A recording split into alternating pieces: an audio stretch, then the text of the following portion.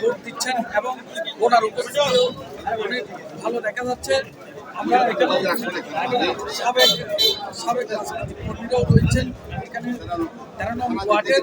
আমরা তাদের সাথে কথা বলবো, তারা সশস্ত্রভাবে ভোট দিতে পারছেন কি।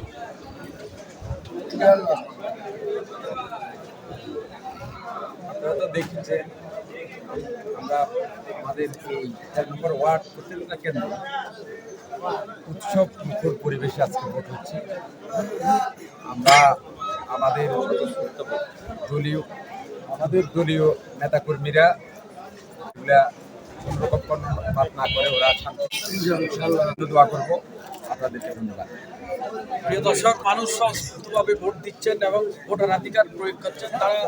তারা বলছেন ভোট সুষ্ঠু এবং শান্তিপূর্ণ এই নির্বাচন আগের বছর দেখেনি, গেল সরকার আমলেও দেখেনি। 17 বছর পর্যন্ত ভোটে যারা অপেক্ষা করছিলেন ভোট দিয়ে ঘুরতেছে হারা দিচ্ছে।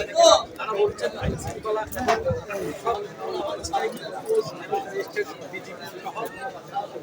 সব তৎপর রয়েছে। এখন আমরা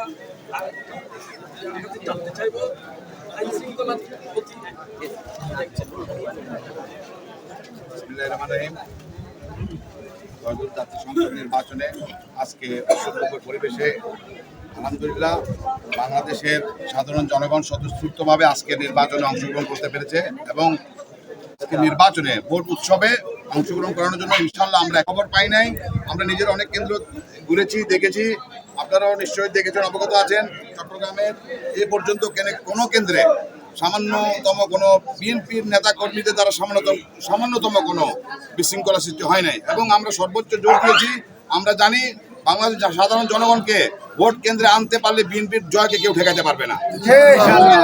এভাবে আজকে ইনশাল্লাহ আল্লাহর রহমত, আল্লাহর অসীম কৃপায় আজকে দীর্ঘদিন পরে আমরা সবাই যারা আমরা ভোটের নির্বাচনের আগের দিন 1 সপ্তাহ আগে 1 মাস আগে থেকে আমরা পলাতক থাকতাম, লুকিয়ে থাকতাম, আজকে আমরা সবাই সানন্দে একসাথে অবস্থান করতে পেরে এটাই আল্লাহর অনেক বড় রহমত।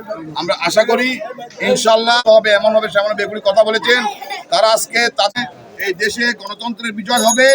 বিএনপি ইনশাল্লাহ আগামীতে সরকার গঠন করে দেশের মানুষের কল্যাণের জন্য কাজ করবে। ধন্যবাদ আপনাদের। কথা বলেছেন যে উনি একটা প্ল্যান, সবচেয়ে বড় কথা উনি একটা প্ল্যান, যে প্ল্যানের ভিতরে করব কাজ, করব দেশ, সবার আগে বাংলাদেশ। ইনশাল্লাহ বিজয়ের হাসি তারেক রহমানই হাসবে। ধন্যবাদ সবাইকে।